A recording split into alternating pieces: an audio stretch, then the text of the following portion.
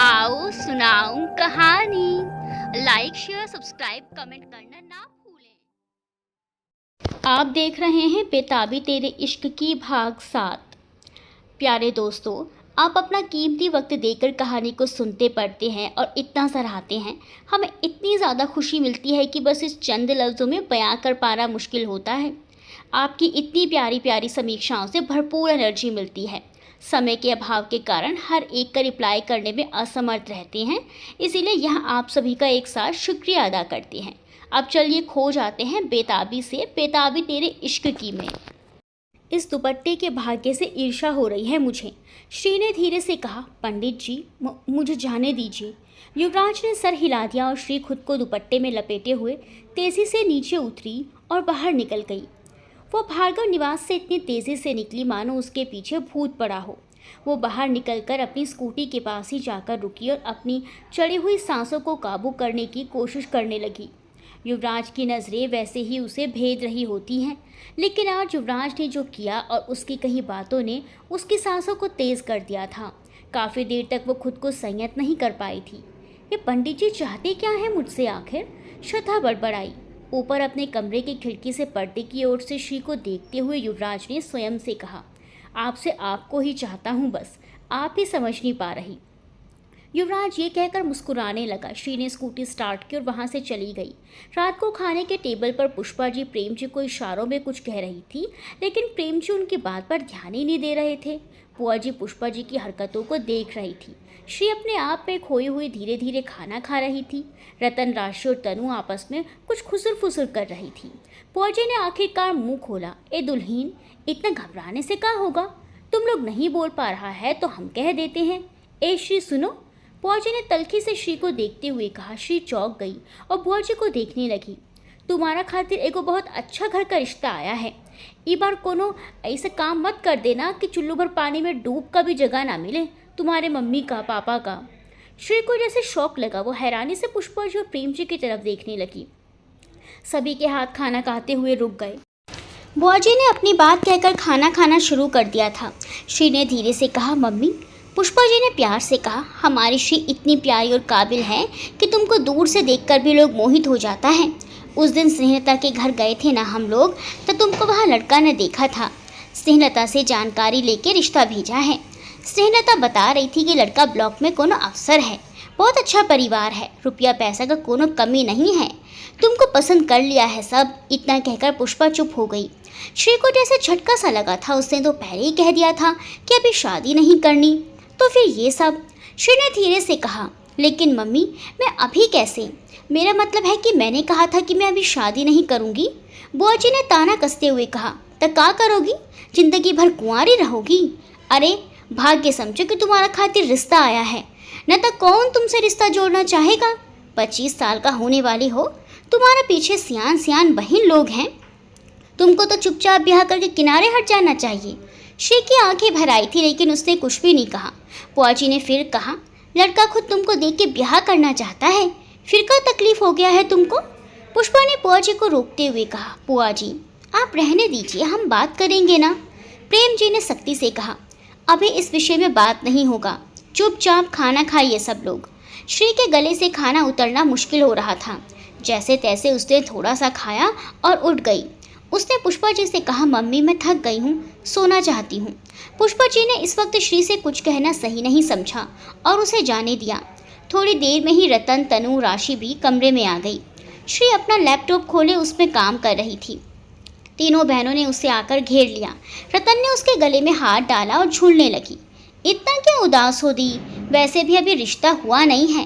तभी राशि ने कहा, लड़के को ही पसंद है और उसके घर वालों को भी, तो कुछ और बाकी कहाँ है, रिश्ता पक्का ही समझो।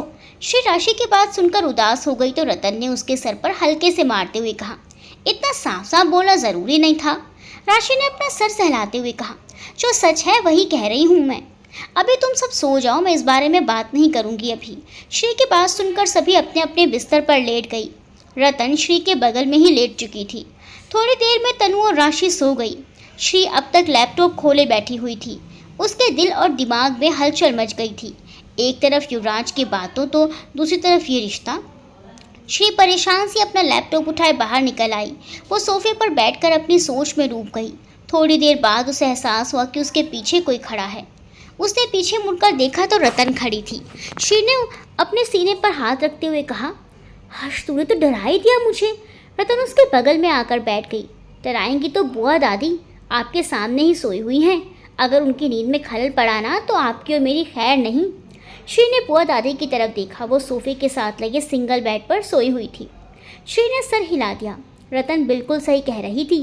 रतन श्री के गोद से लैपटॉप उठाकर बोली, चलो दी, ऐसे रात भर जागने से आपकी परेशानी हल नहीं हो जाएगी। रतन कमरे में चली गई तो उसके पीछे श्री भी चली गई। रतन ने उसे खींचकर अपने पास बिठा लिया और लैपटॉप में देखते हुए बोली, दी ये लहंगा तो बहुत ही सुंदर है, इसे तो कोई भी पसंद कर लेगा। श्री ने लैपटॉप में झांक कर देखा, ये बिक चुका है, किसी ने ऑर्डर देकर बनवाया था। रतन उत्साह से बोली, सच्ची? अरे वाह, जिसने भी बनवाया है कमाल का बनवाया है, और आपने बनाया तो ये कमाल धमाल बेमिसाल बना होगा। श्री मुस्कुराते हुए बोली, वो तेरे प्रोफेसर है ना, उनकी बहन ने बनवाया था। रतन, कौन? वो पंडित जी, मतलब भार्गव सर है ना तुम्हारे, उनकी बहन ने। रतन ने सहजता से कहा, हाँ तभी तो उनकी पसंद क्लासी है एकदम। श्री ने बात घुमाकर रतन से जानना चाहा। शायद रतन को कुछ पता हो, इसीलिए श्री ने रतन से कहा, आज उनके घर में ड्रेस की डिलीवरी देने गई थी। बहुत से लोग थे उनके घर में, उनकी माँ, चाची और दादी भी, लेकिन उनकी पत्नी दिखाई नहीं दी। रतन ने लैपटॉप में नजरें गड़ाए हुए कहा, अरे दी, उनकी तो शादी नहीं हुई है तो पत्नी कहाँ से आएगी? श्री चौंक गई। उसने चौंकते हुए कहा, क्या उनकी शादी नहीं हुई? नहीं, तुम्हें कैसे पता होगा दी, तुम तो यहाँ थी ही नहीं। ये खबर हॉट न्यूज़ थी जब तुम मुंबई चली गई थी, उसी समय तो ये सब हुआ था। श्री ने हकलाते हुए पूछा, क्या हुआ था? भार्गव सर साधारण परिवार से नहीं है, बड़ा ऊंचा खानदान है उनका। उनकी शादी तय हो गई थी, लेकिन ऐन वक्त पर भार्गव सर ने शादी करने से मना कर दिया। कारण तो हमें नहीं पता, लेकिन राम मंदिर के महंत ने उन्हें दंडित किया था। पूरे 1 महीने राम मंदिर की सफाई करवाई थी उनसे। उसके बाद उन्होंने कॉलेज ज्वाइन किया था। अभी तो वो स्थायी नहीं है कॉलेज में, लेकिन हो जाएंगे। श्री ये बात सुनकर बुद्ध बन गई थी। रतन अपनी धुन में बोले जा रही थी, हमारे मोहल्ले में तुम्हारे जाने की खबर गर्म थी, और पूरे बोकारो शहर में युवराज सर की शादी टूटने की खबर ने तहलका मचाया हुआ था। तुम दोनों की शादी एक ही समय पर टूटी थी दी। श्री की आंखों के सामने युवराज का चेहरा घूमने लगा और उसकी कही बात, मैं पराई स्त्री को स्पर्श नहीं करता, यदि किसी को स्पर्श कर लिया तो आजीवन उसका ही होकर रहूँगा। इसका मतलब है कि पंडित जी मुझे। श्री का दिल जोर से धड़कने लगा था। सुबह सुबह सभी नाश्ते के टेबल पर बैठे हुए थे। श्री बिल्कुल चुपचाप सी थी। रतन अपने कॉलेज के लिए लेट हो रही थी। उसने श्री से कहा, दी आज मैं स्कूटी लेकर जाऊं, मुझे देर हो चुकी है।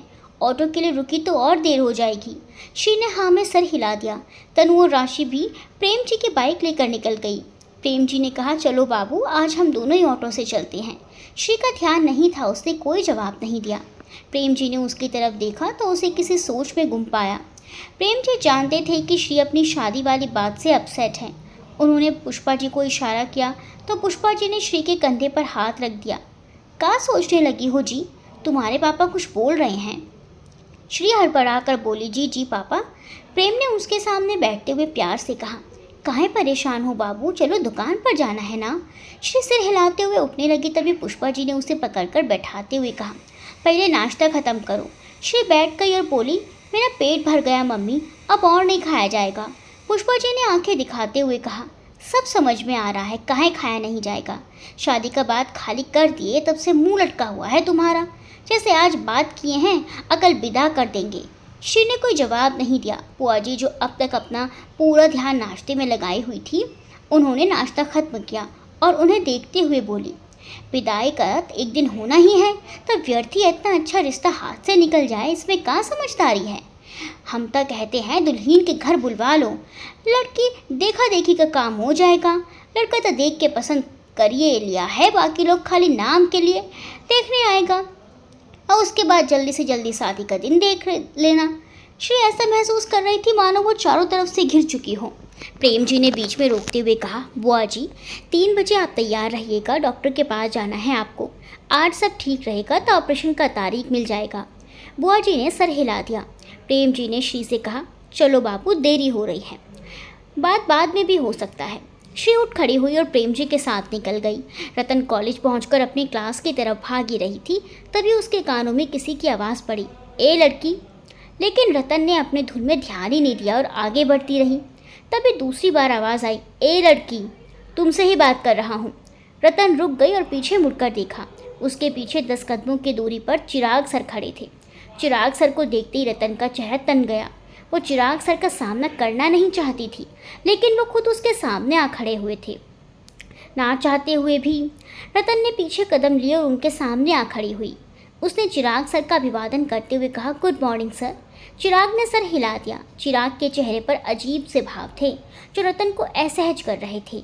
चिराग ने कुछ भी नहीं कहा तो रतन ने कहा, सर आपने बुलाया? चिराग ने कहा, मैं स्टाफ रूम में अपनी एक बुक भूल गया हूँ, तुम जाकर ले आओ। रतन ने धीरे से कहा, लेकिन सर अभी मेरी क्लास शुरू होने वाली है। चिराग ने भौहें उठाकर गुस्से में कहा, तुम मेरी बात काटने की हिम्मत कर रही हो? रतन चुप हो गई। उसे पता था कि चिराग सर से बहस करने का मतलब है फिर से अपनी बेइज्जती करवाना। एक बार तो उसने किसी तरह जवाब दे दिया था, लेकिन बार बार उन्हें पलटकर जवाब देने की हिम्मत नहीं थी रतन में। मैं लेकर आती हूँ सर।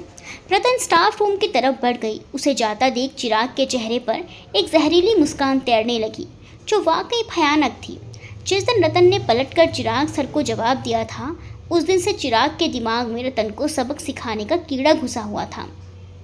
काफ़ी दिनों से कोई उन्हें मौका नहीं मिल रहा था, लेकिन आज रतन को अकेला देखकर उन्हें अपनी बेइज्जती याद आ गई और उनके शैतानी दिमाग में तुरंत प्लान भी तैयार हो गया। रतन स्टाफ रूम तक पहुंची तभी युवराज स्टाफ रूम से बाहर निकला। रतन ने उसे गुड मॉर्निंग विश किया। युवराज अपनी घड़ी देखकर बोला, गुड मॉर्निंग मिस यादव, आप यहाँ क्या कर रही हैं? आपको तो इस वक्त क्लास में होना चाहिए। रतन ने मायूसी से कहा, यस सर, चिराग सर ने अपनी बुक लेने के लिए मुझे यहाँ भेजा है। युवराज इस वक्त फर्स्ट ईयर की क्लास लेने जा रहा था। ओके, पर जल्दी करिए और क्लास में आ जाइए। इतना कहकर युवराज वहाँ से चला गया और रतन स्टाफ रूम के भीतर चली गई।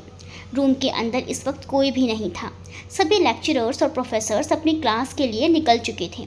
रतन ने इधर उधर नज़र दौड़ाई, लेकिन उसे बड़े से टेबल पर कोई भी बुक नहीं थी।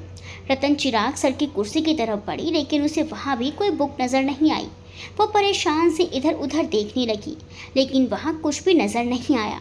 हार कर रतन उस कमरे से बाहर निकलने लगी, लेकिन तभी चिराग अचानक से उसके सामने आ गया। वो चौंक गई। उसने चिराग की तरफ देखा। चिराग जिस तरीके से उसे देख रहा था, रतन के रीढ़ में सिहरन सी महसूस हुई। रतन ने अपना गला तर करते हुए कहा, सर मुझे कोई बुक नहीं मिल रही यहाँ। चिराग ने गर्दन तिरछी झुकाकर रतन को देखते हुए कहा, कोई बुक होगी तब तो मिलेगी ना। रतन चिराग की हरकत से घबरा गई। मुझे क्लास के लिए देर हो रही है। रतन ने निकलना चाहा, लेकिन चिराग उसका रास्ता रोककर खड़ा हो गया। उसने दहकती आंखों से रतन को देखा तो वह बुरी तरह घबरा गई। उसके माथे पर पसीने की बूंदें चमक गई। चिराग ने अपना हाथ बढ़ाया तो वह पीछे हट गई। आप क्या कर रहे हैं सर? मेरे रास्ते से हटिए, रतन ने कांपते हुए होठों से कहा। चिराग बेशर्मी से रतन के माथे पर छल के बूंदें अपनी उंगली से पोंछते हुए बोला, बिल्कुल इसी तरह लड़कियां अच्छी लगती हैं मुझे। डरी हुई सी, घबराई और सहमी हुई। तुम्हें पता है लड़की, तुम्हारी 2 बातें मुझे बिल्कुल भी पसंद नहीं। रतन सहमी हुई सी एक तरफ खड़ी थी। चिराग उसके बिल्कुल पास आकर खड़ा हो गया। पहली ये बात कि तुम लड़की हो और दूसरी कि तुम यादव की लड़की हो। रतन की आंखों में एक पल के लिए क्रोध उभरा, लेकिन उस जगह वो अकेली थी, इसीलिए विरोध न कर पाई। उसे इस बात का ज़रा भी अंदाज़ा नहीं था कि उसका ही प्रोफेसर उसे यूँ अकेले में धमकी देगा। रतन ने हिम्मत जुटाकर कहा, मुझे जाने दीजिए सर, वरना मैं चीखूंगी। चिराग हल्का सा हंसा और बोला, क्यों, डर लग रहा है तुम्हें? रतन ने कुछ नहीं कहा। उसने नज़रें फेर ली। मुझे वो लड़कियां बिल्कुल पसंद नहीं जो मुझे उल्टे जवाब देती हैं। रतन चुपचाप सुनती रही और चिराग उसे घूरता रहा। तभी रतन ने हिम्मत करके अपना बैग हाथों में थाम लिया और बैग से चिराग के सीने पर धक्का देते हुए एक तरफ धकेल दिया और भागती हुई बाहर निकली। तभी प्रोफेसर गुंजन से टकरा गई। I am sorry ma'am. घबराई हुई रतन को प्रोफेसर गुंजन को देखकर ऐसा लगा जैसे उसके प्राण वापस आए हों। रत्ना, तुम यहाँ क्या कर रही हो और घबराई हुई क्यों हो? रतन के माथे का पसीना उसकी बुरी दशा की चुगली कर रहा था। रतन कुछ कहती उसके पहले चिराग सामने आकर बोला, गुंजन मैम, इस वक्त आप यहाँ? आपकी क्लास आज मेरी फर्स्ट पीरियड नहीं थी, इसीलिए मैं यहाँ आ गई। लेकिन आप यहाँ क्या कर रहे हैं? मैं बस अपनी क्लास में ही जा रहा था। मिस रत्ना यादव यहाँ मुझे देखकर घबरा गई शायद। रतन चुप खड़ी रही। फिर उसने गुंजन मैम से कहा, मैम मेरी क्लास मिस हो जाएगी, मैं चलती हूँ। गुंजन रतन से कुछ कहती तब तक वो वहाँ से जा चुकी थी। चिराग भी वहाँ से निकल गया। गुंजन मैम थोड़ी देर किसी सोच में गुम रही, फिर क्लास में चली गई। रतन क्लास में ना जाके गार्डन की तरफ चली गई। वहीं एक कोने में जाकर वो रो पड़ी। आज जिस तरह से चिराग ने उसके साथ व्यवहार किया था, रतन बुरी तरह घबरा गई थी। वो किसी की मदद भी नहीं ले सकती थी। आखिर वो प्रोफेसर था और उसके पास पावर भी थी। वो मैनेजमेंट से उसकी कंप्लेन तो कर सकती थी, लेकिन उसे पता था कि वो रतन को झूठा साबित कर देगा और रतन की पढ़ाई और उसका करियर ख़राब हो जाएगा। रतन को समझ नहीं आ रहा था कि वो क्या करे। बस कुछ हफ्तों की ही बात थी। उसके बाद फाइनल एग्ज़ाम्स होने वाले थे उसने मन ही मन तय किया कि वो चिराग से बचकर रहेगी। किसी भी तरह से ये महीना ख़त्म हो जाए, फिर कभी ज़िंदगी में उसकी शक्ल नहीं देखेगी। सेकेंड पीरियड की बेल बज गई थी। रतन अपनी जगह से उठी और क्लास की तरफ चल दी। श्री अपनी बुटीक में बैठी अपना काम कर रही थी, लेकिन उसका मन बहुत विचलित था। युवराज के बारे में सोच कर उसका सर फटने लगा था। कितनी कोशिश की उसने कि वो उसके बारे में ना सोचे, लेकिन जैसे युवराज ज़बरदस्ती उसकी सोच पर कब्जा जमा कर बैठा हुआ था। और फिर रिश्ते की बात, इस कारण से तो श्री की बेचैनी बढ़ी हुई थी। उसे समझ नहीं आ रहा था कि वो क्या करे। उसे यकीन था कि प्रेम जी और पुष्पा जी उसकी बात समझने की कोशिश करेंगे, लेकिन उनकी बात भी तो जायज़ थी। बुआ दादी की बातों में कुछ सच्चाई तो थी। माँ बाप बच्चों की तरक्की से खुश तो होते हैं, लेकिन बच्चों की शादी से जो खुशी मिलती है उसकी कोई तुलना नहीं। और श्री ये बात अच्छे से समझती थी, लेकिन वो शादी के लिए मानसिक रूप से बिल्कुल भी तैयार नहीं थी। युवराज की तरफ वो खिंचाव महसूस तो करने लगी थी, लेकिन इसे स्वीकार नहीं करना चाहती थी। इस वक्त उसे सिर्फ अपने काम और अपने परिवार पर ध्यान देना था। ऐसे ही कई दिन बीत गए। किसी ने दोबारा इस शादी की बात की चर्चा नहीं की। बुआ दादी की आंखों का ऑपरेशन भी हो गया था। उन्हें डॉक्टर्स ने कई तरह की हिदायतें दे रखी थी, इसीलिए घर का माहौल काफ़ी शांत रहने लगा था। रतन उस दिन से चुपचाप रहने लगी थी। श्री ने कुछ दिन नोटिस किया और उस रात राशि और तनु के सो जाने के बाद उसने रतन से पूछा, रतन कुछ दिनों से मैं देख रही हूँ कि तुम चुप चुप सी रहती हो, कोई बात है तो मुझे बताओ। रतन हड़बड़ा गई, नहीं दी, ऐसी कोई बात नहीं है। कुछ तो बात है रतन, तुम ऐसे चुप चुप रहने वालों में से नहीं हो। पिछले 5-7 दिनों से नोटिस कर रही हूँ, मुझे लगा कोई परेशानी होगी तो तुम अपनी दी को ज़रूर बताओगी। दी, आपकी रतन बहुत मजबूत है, झल्ली हूँ थोड़ी, लेकिन फिर भी सब संभाल सकती हूँ। आप परेशान मत होइए, बस एग्ज़ाम्स की टेंशन है और कुछ नहीं। पक्की बात? एकदम पक्की बात। रतन ने श्री को कुछ नहीं बताया। इन दिनों वो चिराग से बचकर भी रह रही थी, इसीलिए उसने सोचा कि वो संभाल लेगी, लेकिन वो भूल गई कि इंसान की चुप्पी को अक्सर उसकी कमज़ोरी समझ लिया जाता है। रतन ने 1 हफ्ते तक चिराग की क्लास ही अटेंड नहीं की थी। वो अपने दोस्तों से नोट्स मांगकर काम चला रही थी। चिराग मन ही मन खुन्नस खाए बैठा था। रतन का उसकी क्लास ना अटेंड करना उसे उसके बेइज्जती का एहसास करवा रहा था, और जल्दी उसे मौका भी मिल चुका था। रतन को उसके सामने आना ही पड़ता। फाइनल असेसमेंट पर चिराग के हस्ताक्षर करवाने थे सभी स्टूडेंट्स को। बस इसी का इंतज़ार में था वो कि कब रतन हस्ताक्षर करवाने आएगी। स्टाफ रूम में सभी प्रोफेसर्स बैठे हुए लंच कर रहे थे। युवराज भी एक तरफ बैठा हुआ था। प्रोफेसर चिराग भी वहाँ बैठकर कैंटीन में फ़ोन करके कॉफ़ी के लिए कह रहे थे। प्रोफेसर गुंजन ने अपना लंच निकाला तो चिराग ने कहा, गुंजन मैम क्या है आज लंच में आपके? आलू पूरी है, गुंजन मैम ने कहा तो चिराग ने उनका मजाक बनाते हुए कहा, इतना अनहेल्दी खा खा कर ही तो आप ऐसी हो गई हैं, थोड़ा अपनी बॉडी पर भी ध्यान दीजिए। गुंजन मैम को उसकी बात पसंद नहीं आई। चिराग सर, सप्ताह में 1 दिन मैं ऑयली खाती हूँ, लेकिन आप तो रोज़ ही सिगरेट पीते हो। आपके घर के डिनर में लगभग रोज़ ही चिकन बिरयानी होती है, मेरे हिसाब से वो अनहेल्दी होता है। चिराग ने हंसते हुए कहा, मैं तो रोज़ एक्सरसाइज करके मेंटेन कर लेता हूँ, लेकिन आपको तो देखकर ऐसा लगता है कि आपने एक्सरसाइज का ABCD भी नहीं जाना होगा कभी। वहाँ मौजूद बाकी स्टाफ भी उनकी बातें सुन रहे थे। गुंजन मैम उनकी बात सुनकर तिलमिला गई।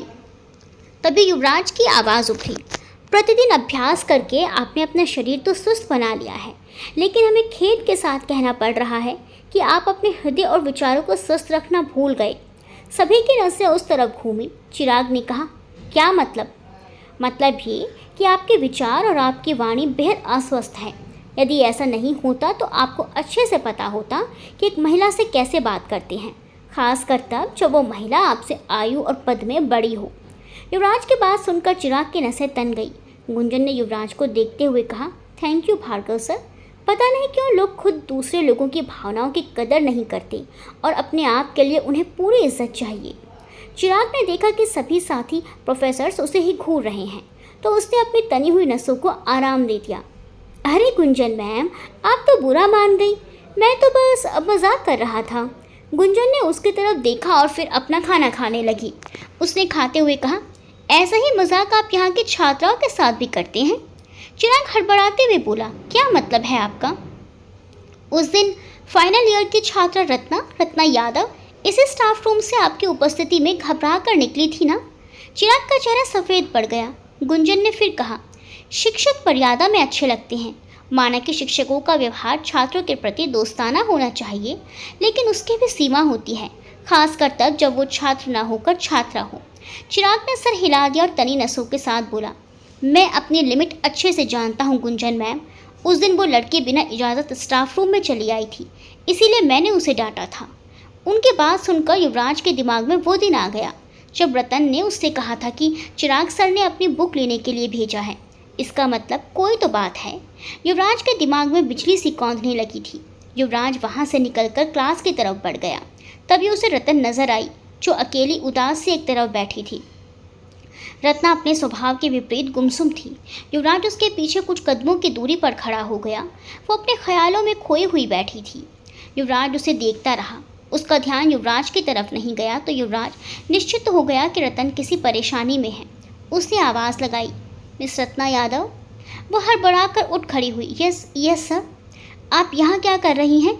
जी वो मैं यूं ही बैठी थी सर। आप क्लास में क्यों नहीं हैं? रतन घबरा गई थी।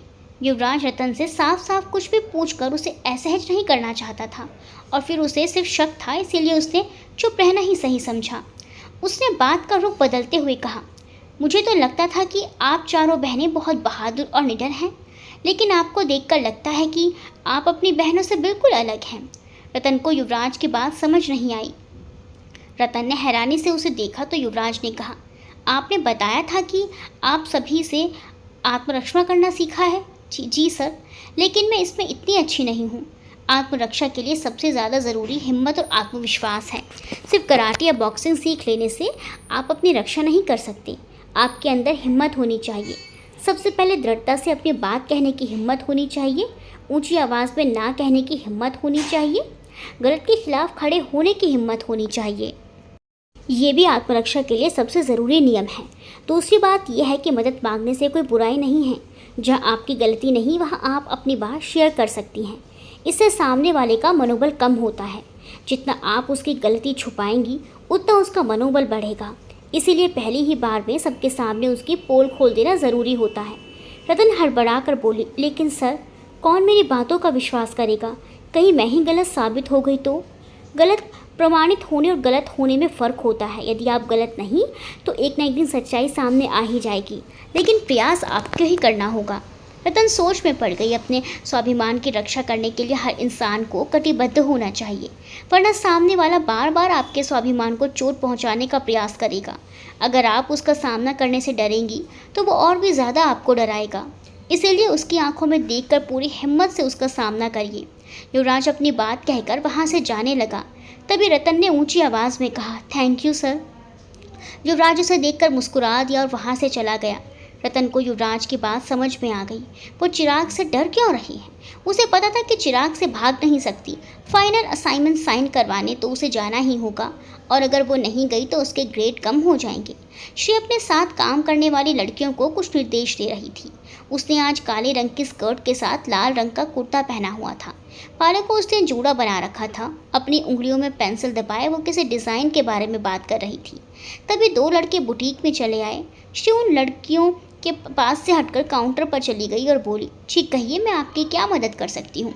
पहले वाले ने गौर से श्री को देखा और अपने दोस्त से कहा, पसंद तो तेरी लाजवाब है यार, एकदम नाजुक और कोमल। दूसरा वाला लड़का पहले वाले लड़के की बाह पकड़े उसके पीछे खड़ा था। उसने कहा, है ना? मैंने कहा था ना, एक ही नज़र में पसंद आ गई मुझे तो, उसने अपने दोस्त के कानों में धीरे से कहा, मानो वो शर्मा रहा हो। श्री को उनकी बातें साफ सुनाई नहीं दे रही थी। उसने एक बार फिर से कहा, क्या दिखाऊं सर मैं आपको, कुर्ता, शेरवानी या और कुछ? पहले वाले ने कहा, पहले जिसे देखने आए हैं उसे तो जी भर के देख लें। श्री ने उस लड़के को देखा, वो बुरी तरह से श्री को घूर रहा था। उसने दूसरे लड़के को देखा, वो भी श्री को देखकर मुस्कुरा रहा था, और जब श्री की नज़रें उससे मिली तो वो शर्माकर अपने दोस्त के पीछे छुप गया। श्री को इन लड़कों का व्यवहार ठीक नहीं लगा। उसने सख्त आवाज़ में कहा, आप लोग मेरा टाइम वेस्ट कर रहे हैं। अगर आप लोगों को कुछ भी नहीं चाहिए तो आप लोग यहाँ से जा सकती हैं। पहले वाले ने कहा, ओ तो आपको गुस्सा भी आता है? सामने वाला अगर गुस्सा दिलाने वाली हरकत करे तो ज़रूर आता है, श्री ने कहा। पहले वाले लड़के ने कहा, ये मेरा दोस्त है सागर और मैं साहिल, हम यहाँ आपसे मिलने आए हैं। देखिए आप लोग जो भी हैं आप जा सकते हैं यहाँ से। साहिल, आप गुस्सा मत होइए, वैसे आप बहुत खूबसूरत हैं। सागर ने शर्माते हुए श्री से कहा, गुस्से में आपके गाल और भी लाल नज़र आ रहे हैं। जी मैं आता है अभी चूम लूँ। दूसरे वाले ने जैसे ही अपनी बात खत्म की उसे झन्नाटेदार थप्पड़ आकर लगा। वो हैरानी से श्री को देखने लगा तो श्री ने गुस्से में कहा, और एक लफ्ज़ बदतमीज़ी में कहा ना तो अपने पैरों पर चल के नहीं जा पाओगे, निकलो यहाँ से अभी के अभी। श्री का धैर्य चूक गया था। साहिल बच्चों की तरह सागर के पीछे छुप गया था और सागर हड़बड़ा गया था। दोनों ही उल्टे पांव वहाँ से निकल गए थे। उनके निकलते ही वहाँ काम कर रही लड़कियाँ हंस पड़ी। ये कौन थे मैडम, क्या नमूने थे, अच्छा सबक सिखाया आपने इन्हें, कहकर सभी हंसने लगी। तभी श्री का फ़ोन रिंग हुआ। उसने देखा तो किसी नंबर से फ़ोन आ रहा था। उसने फ़ोन उठाया तो उधर से आवाज़ आई, hello, Shri and sisters boutique. जी हाँ, मैं श्रद्धा, आपकी क्या मदद कर सकती हूँ? हाय श्रद्धा जी, मैं मिशा भार्गव बोल रही हूँ। श्री हल्की सी चौंक गई, फिर उसने संभल कर कहा, हाय मिशा जी, कैसी हैं आप? जी मैं बिल्कुल ठीक हूँ। मैंने आपको थैंक यू कहने के लिए फ़ोन किया था। आपने आशी दी के लिए जो लहंगा बनाया था वो सबको बेहद पसंद आया था। आशी दी बहुत खूबसूरत लग रही थी, उनके ससुराल वालों को भी आपका काम बहुत पसंद आया। मैं आप सबकी आभारी हूँ और ये तो मेरा काम है। मुझे बहुत खुशी हुई कि आप सबको मेरा काम पसंद आया। अभी मेरी बात पूरी नहीं हुई है। आशी दी और हमारी पूरी भार्गव फैमिली चाहती है कि आशी दी की शादी के कपड़े भी आप ही बनाएं, और सिर्फ आशी दी के लिए ही नहीं बल्कि पूरे परिवार के लिए। श्री हैरान रह गई थी। ये एक बहुत बड़ा ऑर्डर था। वो खुश भी थी, हैरान भी। तभी उसे युवराज की याद आ गई। मतलब पंडित जी से फिर से सामना होगा और उनके लिए भी कपड़े बनाने होंगे। श्री के गाल इस सोच से गर्म होने लगे थे। वो युवराज का सामना करने को तैयार नहीं थी और ना ही ऑर्डर खोना चाहती थी। वो अपनी सोच में गुम थी। तभी मिशा की आवाज़ आई, हेलो, आप सुन रही हैं ना? जी जी मैं सुन रही हूँ। आशी दी की शादी नवंबर में होने वाली है। आपके पास बहुत समय है कपड़े तैयार करने के लिए। जी कितने कपड़े तैयार करने हैं? पूरे परिवार के और कुछ खास मेहमानों के लिए भी। आप घर आ जाते तो मिलकर डिस्कस कर लेते। जी मैं कल आती हूँ, हम सब इंतज़ार करेंगे, बाय। आज प्रोफेसर चिराग जब क्लास में आए तो रत्ना पहले से ही क्लास में मौजूद थी। आज उसके चेहरे पर कोई दहशत नहीं थी। पूरे आत्मविश्वास के साथ वो अपनी सीट पर बैठी हुई थी। उसके साथ बैठी वैष्णवी बार बार पलकें झपकाकर रतन को देखती तो कभी चिराग को। रतन का आत्मविश्वास देखकर एक पल के लिए चिराग भी हैरान रह गया, लेकिन फिर एक मुस्कान देखकर वो पढ़ाने लगा। रतन बिल्कुल सामान्य होकर अपनी किताबों में देखती रही। श्री घर पहुंची तो पुष्पा जी और बुआ जी कुछ बातें कर रही थी। बुआ जी ने आंखों पर काला चश्मा चढ़ाया हुआ था जो आंखों के ऑपरेशन के बाद 1 महीने तक पहने हुए रहना था, और डॉक्टर की ढेर सारी हिदायतों की वजह से बुआ जी को खुद को बहुत नियंत्रित करना पड़ रहा था, वरना श्री को अभी जाने कितने ताने सुनने को मिलते। बुआ जी ने श्री को देखते ही कहा, आँख का ऑपरेशन होने के बाद अब अपनी श्रद्धा कितना साफ साफ दिखाई देती है। इतना खूबसूरत है तब उन्हें लड़के दूर से देख के भी पसंद कर लिया। काय दुल्हन सही कह रहे हैं ना हम? पुष्पा जी ने कोई जवाब नहीं दिया तो बुआ जी फिर बोली, ए दुल्हन बताओ ना इसे कि वो तुम्हारा सहेली का आज फिर फ़ोन आया था, वो लोग श्री को देखना चाहता है। श्री वहाँ खड़ी पुआ को दादी की बातें सुन रही थी। तभी प्रेम जी पीछे आ खड़े हुए। ओहो पुआ, अभी तो बाबू घर में ठीक से घुसे भी नहीं है तो आप शुरू हो गई। तनी उसको चाय पीने दीजिए, फिर इसके बारे में सोचा जाएगा। तब तक रतन, राशि और तनु भी कमरे से बाहर निकल कर आ गई। प्रेम जी ने समोसे का पैकेट पुष्पा जी के हाथ में रखते हुए कहा, जाइए मलकाएं, सबको समोसा खिलाइए और बढ़िया सा चाय पिला दीजिए हमको। अभी लाते हैं जी, आप हाथ मुँह धोकर कपड़ा बदल लीजिए तब तक। श्री बाबू तुम भी जाओ कमरा में, हम समोसा वहीं भेज देते हैं। बुआ जी फिर बीच में बोल पड़ी, काहे, वो कहीं का महारानी थोड़े है, सबका साथ में खा लेगी तक का दिक्कत हो जाएगा। प्रेम जी कुछ कहना चाहा तो श्री ने कहा, पापा मैं भी कपड़े बदल कर आती हूँ, वैसे भी एक साथ बैठकर खाने में ज़्यादा मज़ा आता है। श्री और प्रेम जी अपने अपने कमरे में चले गए। थोड़ी देर बाद पूरा परिवार समोसे और चाय का आनंद ले रहा था। श्री ने देखा कि रतन आज उदास नहीं है तो कुछ तसल्ली मिली उसे। तभी प्रेम जी ने कहा, बाबू दुकान का काम करने वाले लोग बता रहा था कि आज तुम्हारा बुटीक में कुछ लड़का लोग तंग किया तुमको। कोई बड़ी बात नहीं थी पापा, मैंने अच्छा सबक सिखाया दोनों को। हम तब दुकान पर नहीं थे, जब आए तो हमको पता चला। कोई बात नहीं पापा, आपने हम चारों को इस लायक बनाया है कि ऐसी छोटी मोटी बातें हम खुद हैंडल कर सकते हैं, और अगर नहीं कर सके तो आपकी हेल्प ज़रूर लेंगे, क्योंकि ऐसी बातें छुपाने से सामने वाले की हिम्मत और बढ़ती है। श्री की बात सुनकर रतन को युवराज भार्गव की बात याद आ गई। उसके चेहरे पर हल्की मुस्कान चली आई। युवराज ने भी यही बात तो समझाई थी रतन को। फौजी की नज़र रतन पर पड़ गई। रतनिया तुम काहे मुस्कुरा रही हो, क्या सोच रही हो?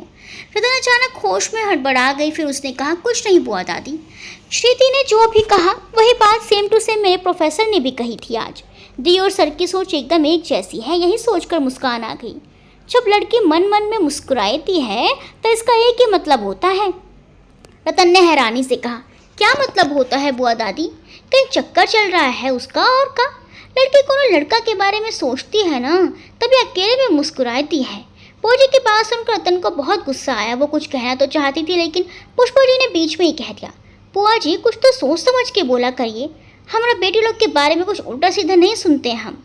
अरे हम कौन से गलत बोल दिए? तुम्हें तो बोलो दुल्हन, ये उम्र में लड़की सबका व्यवहार देख के ही सब पता चल जाता है कि उसका मन में का चल रहा है। बाल ऐसे ही सफ़ेद नहीं हो गया है हमरा। तभी राशि बीच में बोल पड़ी, बुआ दादी आज जब मैं कॉलेज से घर लौटी तो आप सोफे पर अकेले बैठी मुस्कुरा रही थी ना, इसका क्या मतलब निकाले? अरे वो तब अपना पोता को याद कर रहे थे, तब अपने आप हंसी आ गया था। राशि ने सर हिलाकर नासमझ बनने का अभिनय करते हुए कहा, ओह लेकिन अभी अभी तो आपने कहा कि जब कोई अकेले में मुस्कुराता है तो उसका एक ही मतलब है कि उसका। बुआ जी नाराज़ होते हुए बोली, दिमाग खराब है क्या तुम्हारा, कुछ भी बोलती हो। श्री ने पानी का ग्लास बुआ जी को थमाते हुए कहा, बुआ दादी आप शांत रहिए, आपको भी गुस्सा करना या ऊंचा बोलना मना है, आपकी आंखों को तकलीफ होगी। फिर श्री ने राशि को देखकर कहा, और राशि तुम बुआ जी से माफ़ी मांगो अभी। लेकिन दी। श्री ने आंखें दिखाई तो राशि ने धीरे से माफ़ी मांग ली। सॉरी बुआ दादी। इतना कहकर राशि नाराज़ होकर कमरे में चली गई। प्रेम जी ने कहा, उसको बात बात में नाराज़ होने का आदत है, अभी बड़का वाला चॉकलेट लाएगी ना मान जाएगी। वैसे बहुत दिन से नाराज़ नहीं हुई थी ना, तब बहुत दिन से चॉकलेट भी नहीं दिए हम उसको। प्रेम जी की बात पर फिर माहौल हल्का हो गया था। श्री ने कहा, पापा मुझे बहुत बड़ा ऑर्डर मिला है, कल इसी सिलसिले में मुझे को ऑपरेटिव कॉलोनी जाना है। श्री की बात सुनकर पुष्पा जी और प्रेम जी की पाँचें खिल गई। खूब तरक्की करो बाबू, खूब नाम कमाओ। तो उन्होंने श्री को आशीर्वाद दिया तो बुआ जी मन ही मन कुड़ गई। का जमाना आ गया है, बेटी का कमाई खाने का नाम पे खुश हो रहा है ये लोग। प्रेम और पुष्पा जी ने बुआ जी को कोई जवाब नहीं दिया। उन्होंने ऐसी प्रतिक्रिया दी मानो जैसे उन्हें कुछ सुनाई ही ना दिया हो। रात को सोते समय श्री ने रत्ना से बात करने की कोशिश की। अच्छा तो रतन, जब मैंने पूछा था कि तेरी क्या परेशानी है तो तूने मुझे नहीं बताया, लेकिन आज अपने किसी सर की बात समझ आ गई। दीवों में थोड़ी घबरा गई थी। क्या बात हुई है रतन? रतन ने थोड़ा रुककर चिराग वाली बातों से बता दी। श्री रतन को लेकर घबरा गई थी। रतन इतना कुछ अकेली सहने की क्या ज़रूरत थी? तुम ठीक तो हो ना? उस प्रोफेसर की इतनी हिम्मत। मैं कल तेरे साथ कॉलेज चल रही हूँ, उसे तो मैं छोड़ूंगी नहीं, उसकी कंप्लेन करूँगी मैं। जेल जाएगा तो उसके होश ठिकाने आ जाएंगे। ओहो दी, मैं उससे नहीं डरती, और अब तो देखना उस प्रोफेसर चिराग को ऐसा मज़ा चखाऊंगी कि ज़िंदगी भर याद रखेगा वो। और वैसे भी अब तो भार्गव सर भी साथ हैं तो डर कैसा? श्री चौंक गई। कौन से सर? युवराज भार्गव, उन्होंने मुझे समझाया। तो क्या उन्हें पता है कि चिराग सर ने क्या किया? पता नहीं दी, लेकिन उन्होंने मुझे अपना नंबर भी दिया और कहा कि इमरजेंसी कॉल में उनका नंबर रखूं। युवराज ने रतन की मदद की ये जानकर श्री को बहुत खुशी हुई। युवराज ने श्री को उसे पसंद करने की वजह दे दी थी। श्री को युवराज की सारी बातें और हरकतें याद आने लगी तो उसे गुदगुदी सी महसूस होने लगी थी। उसकी गहरी आंखें, वो एकटक श्री को निहारती नजरें और उसके करीब होने के एहसास, वो सब याद करके श्री की धड़कन तेज हो गई थी। युवराज सर बहुत अच्छे हैं दी, वो सबसे अलग रहते ज़रूर है लेकिन किसी को अकेला नहीं छोड़ते। रतन ने बताया कि किस तरह उसे अकेली उदास देखकर युवराज ने उसे हौसला दिया था। श्री का दिल किया कि वो युवराज को मिलकर उसे धन्यवाद कहे, लेकिन फिर युवराज के सामने जाने के नाम से ही उसकी हिम्मत टूट गई। अच्छा ये बता, तेरी क्लास कितने बजे शुरू होती है और सभी प्रोफेसर्स कब तक कॉलेज पहुंच जाते हैं? क्लासेस तो 10:30 से शुरू होती हैं, लेकिन सभी प्रोफेसर 10:15 तक कॉलेज पहुंच जाते हैं। रतन की बात सुनकर श्री ने तय किया कि वो 10 बजे भार्गव निवास पहुंचेगी। तब तक युवराज घर से निकल चुका होगा। अगले दिन श्री ठीक 10 बजे भार्गव निवास के दरवाजे पर खड़ी थी। उसे पूरा यकीन था कि युवराज घर में नहीं होगा। यकीन क्या, वो खुद को तसल्ली दे रही थी ये कहकर कि युवराज घर में ना हो। उसने इधर उधर देखा, कोई नजर नहीं आया। मेन गेट पर जो गार्ड होता है वो भी नहीं था। श्री ने 1-2 बार दरवाजे पर हल्की दस्तक दी, लेकिन कोई प्रतिक्रिया नहीं मिली। उसने इस बार थोड़ी जोर से दरवाजे पर दस्तक होने की कोशिश की, लेकिन तभी अचानक से दरवाज़ा खुला और दरवाजे के बजाय श्री ने युवराज के माथे पर दस्तक दे दी। युवराज ने सर पकड़ लिया और श्री अपने मुंह पर हाथ रखकर 4 कदम पीछे हो गई। अपने मुंह पर दोनों हाथ रखे श्री सामने युवराज को देखकर पूरी तरह घबरा गई। उसके होश उड़ चुके थे। सामने युवराज को देखकर वो वैसे ही असहज हो रही थी और ऊपर से उसने युवराज के सर पर मार दिया था। युवराज ने अपने सर पर हाथ रखा और सामने देखा।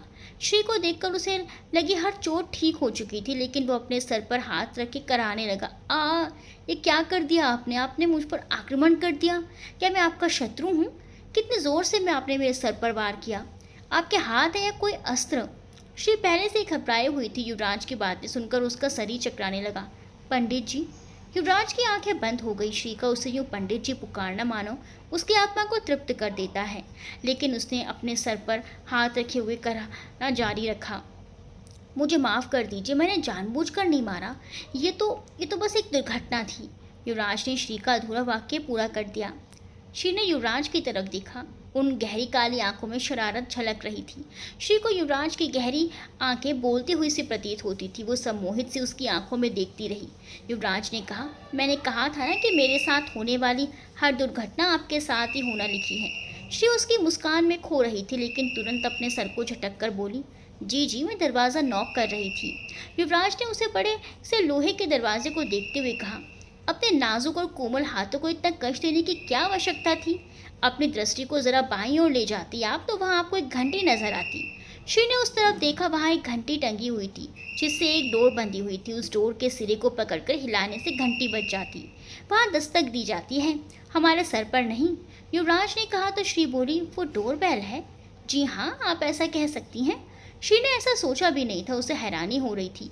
युवराज को उसकी उलझन समझ में आ गई थी। उसने कहा, घर में भी एक मंदिर ही होता है ना, ये मेरे दादाजी ने लगवाई थी। उन्हें बिजली से चलने वाली स्विच डोरबेल अच्छे नहीं लगते थे। श्री ने सर हिला दिया। वो युवराज के सामने से जल्दी से हट जाना चाहती थी, इसीलिए उसने कहा, जी मुझे मिशा जी ने बुलाया था।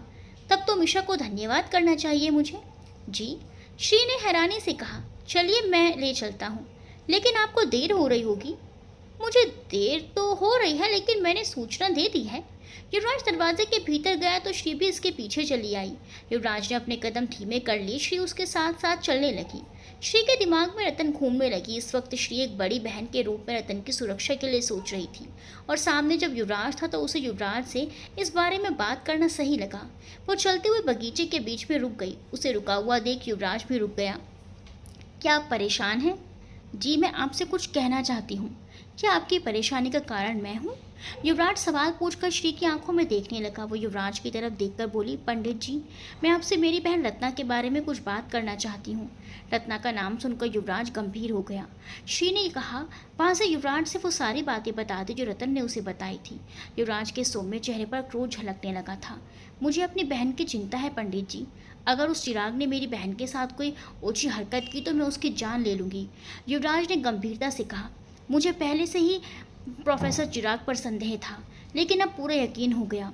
मैं आपको भरोसा दिलाता हूँ कि रत्ना बिल्कुल सुरक्षित होगी और प्रोफेसर चिराग को उनकी सज़ा भी मिलेगी। युवराज का आश्वासन पाकर श्री को राहत महसूस हुई। थैंक यू सो मच पंडित जी। धन्यवाद तो मुझे आपको कहना चाहिए। आपने मुझे इस योग्य समझा और अपनी परेशानी साझा की। मुझे बहुत अच्छा लगा। श्री ने युवराज को देखा तो सर हिला दिया। आप भीतर जाइए, मैं निकलता हूँ, देर हो रही है। युवराज ने एक नज़र श्री को देखा और मुस्कुराकर बाहर निकल गया। श्री वहाँ खड़ी उसे तब तक देखती रही जब तक उसकी आंखों से ओझल ना हो गया। युवराज के जाने के बाद श्री अंदर चली गई। पुष्पा जी का फोन बज रहा था और वो किचन में व्यस्त थी। इस वक्त घर में सिर्फ बुआ दादी और पुष्पा जी ही मौजूद होती थी।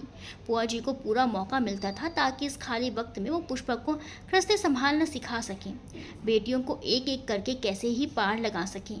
इनके तरीके ढूंढ ढूंढ कर वो पुष्पा जी को बताती रहती और पुष्पा जी चुपचाप सुनती रहती। बुआ जी के दिमाग में बहुत सारे सवाल घूमते रहते थे। दुल्हन, तुम तो जाने कैसे इन लड़की लोग को अपना माथा पर रख चली।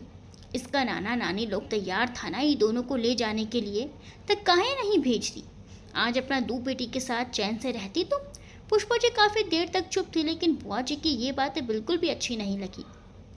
वो बुआ जी के पास आकर बैठ गई। बुआ जी, आज का बाद बात का भाषा कभी मत बोलिएगा। ये हमारा घर है, हमारा गृहस्थी है। हम कहा किए का ना किए, इतना साल के बाद वो सब बात उठाने का ज़रूरत नहीं है। तब तुम्हारा खातिर ही कह रहे थे, मत कहिए। अपना अच्छा खराब हम समझते हैं। एक बार बात बात समझाना हमको अच्छा नहीं लगता। पुष्पा जी वहाँ से उठकर चली गई, लेकिन बुआ जी का दिमाग किसी और दिशा में भटक रहा था। बुआ जी प्रेम जी की इकलौती बुआ थी जिनका नाम झुमका देवी था। झुमका देवी की माँ अर्थात प्रेम जी की दादी को मृत्यु के समय जब उनके सामानों को बोला गया तो ढेर सारे पुराने ज़माने के गहने रखे थे। शुद्ध सोने के वो भारी भारी गहने देखकर सबके दिल में लालच आ गया था। झुमका देवी चाहती थी कि उनकी माँ के सारे गहनों पर उनका हक हो, लेकिन प्रेम के पिता और माँ ने ऐसा नहीं होने दिया। उन्होंने एक दो गहने झुमका देवी को उपहार स्वरूप दे दिए, लेकिन बाकी गहने अपने परिवार की धरोहर मानकर अपने पास ही रख लिए। झुमका देवी इस बात को आज तक नहीं भूली। जब तक प्रेम के माता पिता जीवित थे तब तक उन्होंने कुछ नहीं कहा, लेकिन उनकी मृत्यु के बाद जब वो गहने श्री की माँ पुष्पा जी को मिले तब से उनका लालच फिर जाग उठा। श्री की माँ के मरने के बाद से उन्होंने कई बार पुष्पा जी से उन गहनों का जिक्र किया, लेकिन पुष्पा जी ने चुप्पी ओढ़ ली। लेकिन उन गहनों का मोह उन्हें बार बार यहाँ खींच लाता है। अपने साथ हुआ अन्याय उन्हें बार बार कचोटने लगता है। इसीलिए वो इस शांत और सुखी परिवार में विष घोलने की कोशिश करती रहती है। पुष्पा और प्रेम जी पर इनकी बातों का कोई असर नहीं होता था, लेकिन उन्हें डर था कि कहीं बेटियां उनकी किसी बात में ना आ जाएं। ये तो आने वाला भाग ही बताएगा कौन किसकी बातों में आने वाला है। तो दोस्तों, मिलते हैं अगले भाग में। तब तक के लिए बाय बाय।